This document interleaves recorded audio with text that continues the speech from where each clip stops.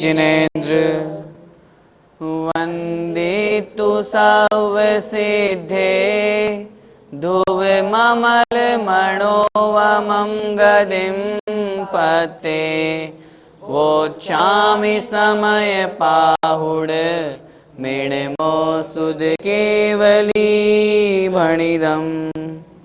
पंच परमेष्ठी भगवान की जय हो। ज्ञानशाला में हम समयसार जी महान ग्रंथादिराज पढ़ रहे हैं। मोक्षाधिकार चल रहा है। मोक्ष अधिकार में किस प्रकार जीव बंध से रहित होकर के बंध को नष्ट करके और शुद्ध स्वरूप को प्राप्त करता है, इसका वर्णन चल रहा है। पिछली ज्ञानशाला की कक्षा में हमने एक उदाहरण के माध्यम से समझा था। जिस प्रकार एक कोई अपराध करने वाला व्यक्ति जब अपराध करता है तो वह निशंकित होकर के नहीं घूमता, उसके मन में कहीं न कहीं डर बैठा रहता है कि मैं पकड़ा न जाऊं। लेकिन जो अपराध नहीं करता वो निशंक होकर के यत्र तत्र परिभ्रमण करता है। ठीक उसी प्रकार जो कर्म से बंधा हुआ है या जो अपराध करता है, वह अपराधी जीव हमेशा डरा हुआ रहता है। कर्मों का बंध उसके होता रहता है, उसे यह भय रहता है कि मैं संसार में परिभ्रमण करूंगा। लेकिन जो अपराध से रहित होता है, अपराध नहीं करता है, वह जीव निशंक होकर के आत्म स्वरूप में लीन होकर के और मोक्ष को प्राप्त करता है। अब प्रश्न यहाँ पर उपस्थित होता है, अपराध किसे कहते हैं? जिन आगम की भाषा में या हम अध्यात्म शास्त्र पढ़ रहे हैं, इसमें अपराध किसे कहा गया है, उसी को बतलाने के लिए आचार्य भगवान अगली गाथा कह रहे हैं। देखते हैं। संसिद्धिराध सिद्धि संसिद्धिराध सिद्धि साधिदमाराधिदं च एयठो साधिदमाराधिदं च एयठो अवगदराधो जो खलु अवगदराधो जो खलु चेदासोहोदि अवराधो चेदासोऽधि अवराधो। बोलिए। संसिद्धिराध सिद्धि साधिदमाराधिदं च एयठो अवगदराधो जो खलु चेदासोहोदि अवराधो। संसिद्धिराध सिद्धि साधिदमाराधिदं च एयठो अवगदराधो जो खलु चेदासोहोदि अवराधो। आइए अर्थ देखते हैं। समसिद्धिराध सिद्धि, समसिद्धि अर्थात संसिद्धि, राध अर्थात राध, सिद्धि अर्थात सिद्धि। आगे कह रहे हैं साधिद माराधिदम, साधिद अर्थात साधित, आराधिदम अर्थात आराधित, च मतलब और, एयठो एकार्थवाची है, एकार्थक हैं। ये जो यहाँ पर 5 शब्द दिए हुए हैं, समसिद्धि कहो, राध कहो, सिद्धि कहो, साधित कहो अथवा आराधित कहो, ये सब एकार्थवाची हैं। इनका क्या तात्पर्य होता है, इसे अभी हम आगे समझेंगे। अभी संक्षेप में यहाँ पर हमें समझना है, जहाँ आत्म स्वरूप में लीनता होती है, राग द्वेष विकारी भाव दूर हो जाते हैं, वीतराग स्व संवेदन जहाँ होता है, उसे हम समसिद्धि कहते हैं। उसे हम राध कहें अथवा सिद्धि कहें, साधित कहें अथवा आराधित कहें, ये सब एकार्थवाची हैं। अवगद राधो जो खलु, खलु मतलब निश्चय से, जो मतलब जो आत्मा। अवगद राधो, अवगत मतलब रहित है, राधो मतलब राध से। जो भी हमने ऊपर राध, सिद्धि, समसिद्धि आदि जो शब्द पढ़े हैं, उस राध से जो रहित हैं, अर्थात जो आत्म स्वरूप में लीन नहीं है। चेदा वह आत्मा, सो मतलब वह, चेदा मतलब आत्मा, होदि अवराधो होता है, अवराधो मतलब अपराध है। वह आत्मा अपराध होता है, अर्थात वही आत्मा अपराधी कहा गया है। क्या मतलब? शब्द है हमारे पास अपराध। अप मतलब रहित है जो, राध मतलब स्वयं के जो शुद्धोपयोग है, आत्म स्वरूप में लीनता है, उसे हम राध कहते हैं। तो जो आत्म स्वरूप में लीन नहीं है वही अपराध होता है। हम अध्यात्म शास्त्र पढ़ रहे हैं, पूर्व में भी आचार्य भगवान ने अनेक स्थानों पर वर्णन किया, जो आत्म स्वरूप में लीन नहीं है वे मुनि महाराज मिथ्या दृष्टि कहे गए हैं। वहाँ मिथ्या दृष्टि से तात्पर्य प्रथम गुण स्थानवर्ती मिथ्या दृष्टि की चर्चा नहीं है तो वे छठवें सात्विक गुण स्थानवर्ती मुनि महाराज ही, लेकिन चूंकि वे शुद्धोपयोग से च्युत हो गए हैं, इस अपेक्षा से उनके लिए वैसा कथन किया गया है। एक बार फिर से इस गाथा का हम अर्थ समझते हैं। प्रश्न यहाँ पर चल रहा है, अपराध किसे कहते हैं, उसकी ही परिभाषा दे रहे हैं। समसिद्धि, राध सिद्धि, समसिद्धि कहो अथवा राध कहो या सिद्धि कहो। साधिदम आराधिदम च, साधिदम अर्थात साधित, च मतलब और, आराधितम अर्थात आराधित, च एयठो ये सब एकार्थवाची हैं, ये सब पर्यायवाची हैं। पांचों का एक ही अर्थ होता है, आत्म स्वरूप में लीनता। अवगत राधो जो खलु, जो मतलब जो, खलु मतलब निश्चय से, अवगत राधो उस राध से, उस शुद्धोपयोग से जो अवगत अर्थात रहित हो गया है, उससे जो छूट गया है, सो चेदा वही आत्मा अवराधो होदी अर्थात अपराध होता है। उसी आत्मा को अपराध से युक्त जानना चाहिए। इस प्रकार जो राध मतलब आत्मस्वरूप में लीन नहीं है, उसे ही अपराध यहाँ पर कहा गया है। गाथा का भावार्थ देखें। समसिद्धि, राध, सिद्धि, साधित और आराधित ये एकार्थक हैं, एक ही अर्थ वाले हैं।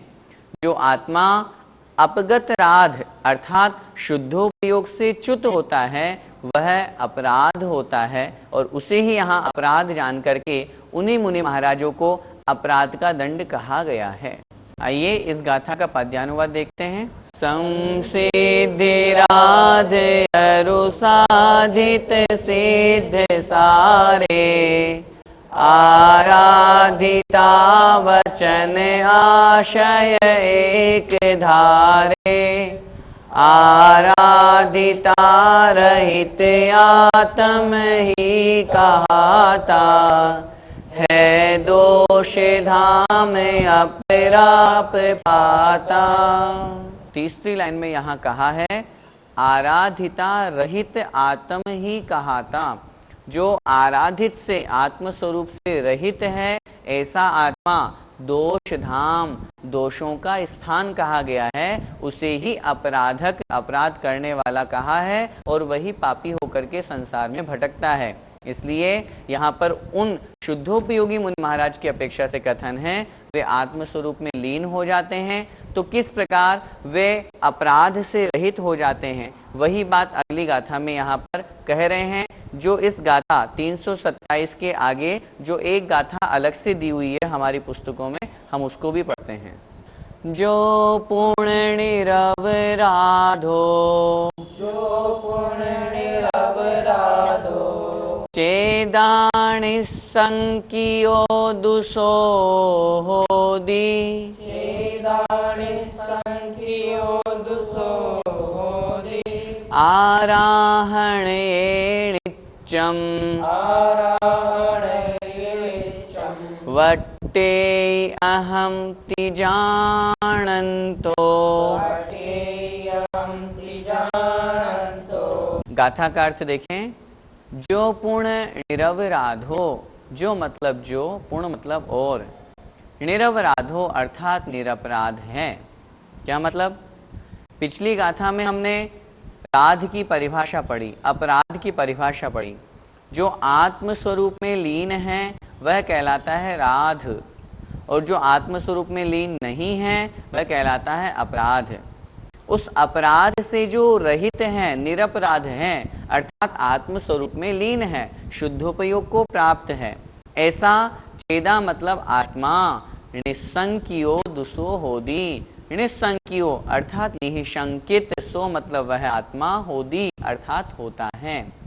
जो आत्मा आत्म स्वरूप में लीन है अर्थात शुद्धोपयोग को प्राप्त है वह आत्मा निशंकित होता है।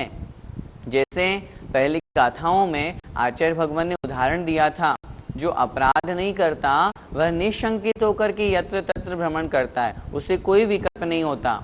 लेकिन जो अपराध करता है उसके मन में हमेशा डर रहता है, कहीं मैं पकड़ा न जाऊं, इसलिए वो निशंकित होकर के नहीं घूम सकता।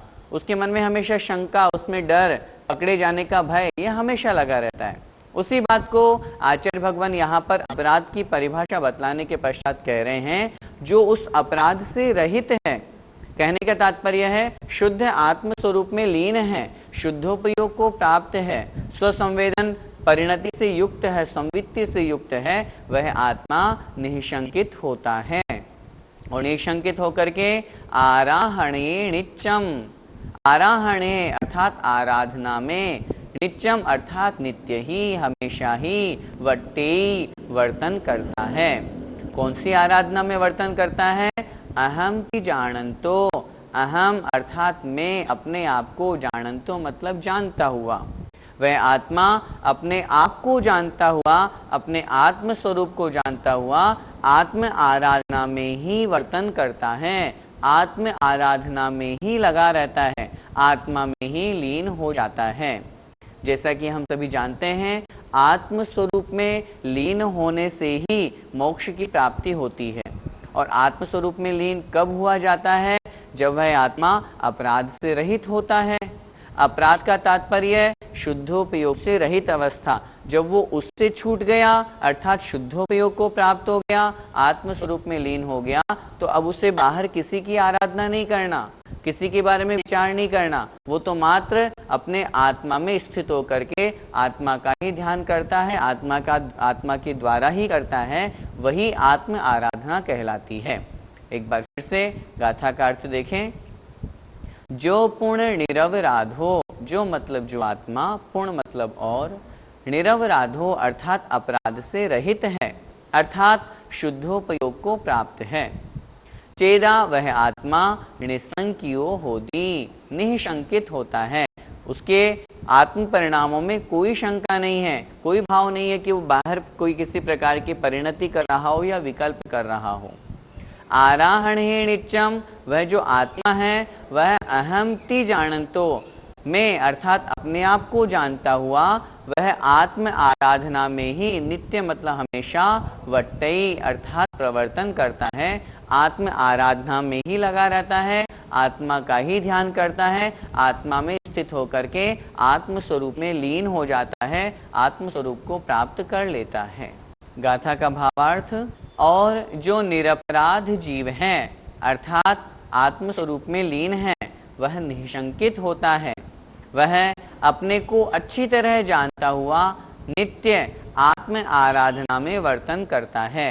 आत्म आराधना में वर्तन करने का तात्पर्य है आत्मा का आत्मा में स्थित होकर के आत्मा का ही ध्यान करता है, आत्म स्वरूप में ही लीन होता है, उसके अलावा उसे और कुछ नहीं सोचता। उससे ही हम वीतराग, चारित्र अथवा शुद्धोपयोग इन नामों से पुकारते हैं। भैया जी, निरपराध कौन होता है? जो अपराध से रहित होता है वही निरपराध होता है। पिछली गाथा में हमने राध की परिभाषा पढ़ी थी। जो आत्म स्वरूप में लीन हैं, शुद्धोपयोगी हैं, वे मुनि महाराज राध कहलाते हैं, और जो उसमें नहीं हैं वे अपराधी कहलाते हैं। अर्थात आत्म स्वरूप में जो लीन नहीं हैं वह अपराधी हैं, और जो उससे रहित हो गए अर्थात आत्म स्वरूप में लीन हो गए हैं, शुद्धोपयोग को प्राप्त हो गए हैं, स्वसंवेदन आत्म संवित्ति से जो युक्त हो गए हैं, शुद्धोपयोग को प्राप्त हो गए हैं, वे मुनि महाराज निरपराधी कहलाते हैं। भैया जी, शुद्धोपयोगी मुनि महाराज क्या करते हैं? शुद्धोपयोगी मुनि महाराज आत्म स्वरूप में लीन हो जाते हैं, आत्मा का ही चिंतन करते हैं। कहते हैं आत्मा का आत्मा में स्थित होकर के आत्मा का ही ध्यान आत्मा के द्वारा ही किया जाता है, वह अवस्था होती है शुद्धोपयोग की।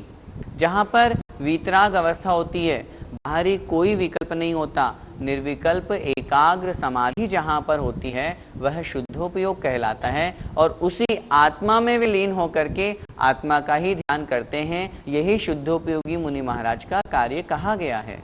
भैया जी, आत्मा की आराधना कैसे की जाती है?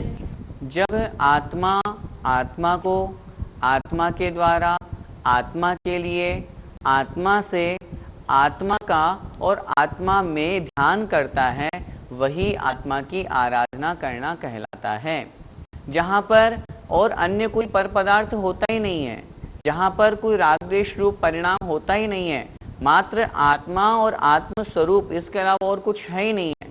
जिस प्रकार बाहरी रूप में हम भगवान की आराधना करते हैं, वो भगवत आराधना कहलाती है, उसे हम भक्ति कहते हैं। हम संसारी प्राणी हैं, राग द्वेष में लगे हुए हैं, तो हमारी राग की आराधना है। जब शुद्धोपयोगी मुनि महाराज की बात करेंगे, वे आत्म आराधना करते हैं, आत्म स्वरूप में लीन रहते हैं, उन्हें कोई विकल्प नहीं है, सिर्फ निर्विकल्प होकर के आत्मा में स्थित होकर के आत्मा के द्वारा आत्मा का ही ध्यान जहाँ पर किया जाता है, वही आत्म आराधना शुद्धोपयोगी मुनि महाराज के द्वारा की गई कहलाई जाती है। भैया जी, क्या ऐसी मुनिराज वर्तमान में होती हैं? सबसे पहले तो इस बात पर हम विचार करें, ये आत्मा आराधना सिर्फ मुनियों के ही संभव है, हम गृहस्थों के नहीं, क्योंकि हमारे साथ तो बहुत विकल्प हैं। यहाँ तो निर्विकल्प अवस्था की बात कर रहे हैं। अब प्रश्न है, क्या वर्तमान में ऐसे मुनि महाराज होते हैं? शास्त्रों में निषेध तो कहीं लिखा नहीं है। शास्त्रों में लिखा है वर्तमान में सप्तम गुणस्थान तक पाए जाते हैं। सप्तम गुणस्थान में जब ध्यान अवस्था होती है, उस अवस्था में शुद्धोपयोग की अवस्था होती है। कदाचित कोई मुनि महाराज जो बाहरी प्रपंचों से दूर हैं, जिन्हें कोई लेना देना नहीं, जो समयसार जैसे महान ग्रंथादिराज का स्वाध्याय करके उसे आत्म स्वरूप में लीन हो जाते हैं, आत्मा की परिणति बना लेते हैं, जो ध्यान अवस्था में लगे हुए रहते हैं, जिन्हें कोई विकल्प नहीं है कौन आ रहा है कौन जा रहा है, ऐसे मुनि महाराज को यदि 1-2 सेकंड के लिए कभी शुद्धोपयोग हो जाए तो हो जाए, इसमें कोई आपत्ति नहीं है। लेकिन हो सकता है, निषेध नहीं है, लेकिन होगा तो सिर्फ उन्हीं मुनि महाराजों को, हम गृहस्थों को नहीं, ऐसा हमें समझना चाहिए। पद्यानुवाद देखें। निश्चिंत हो निडरे हो निज को निहारे, निर्दोष वे निरपराधक साधु प्यारे, आराधना स्वयं की करते सुहाते, ना तो स्वयं न पर को डरते डराते। जय जिनेन्द्र।